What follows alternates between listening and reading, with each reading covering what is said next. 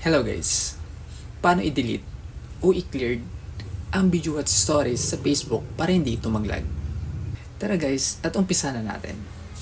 Una natin gawin ay pumunta tayo sa ating Facebook application. And then, pumunta tayo sa ating profile. At i-click natin itong tatlong tuldok na nasa gilid. At dito guys, ay i-click naman natin ang activity log. At dito nga sa activity log ay may makikita tayong mga letrang mga nakakulay blue. Hanapin natin dito ang video watch. I-click natin yan. At dito guys ay makikita na natin ang mga videos o reels na ating pinanood. Para mabura at maklear natin ito ay i-click natin itong tatlong dots na nasa gilid. And then i-click natin itong delete.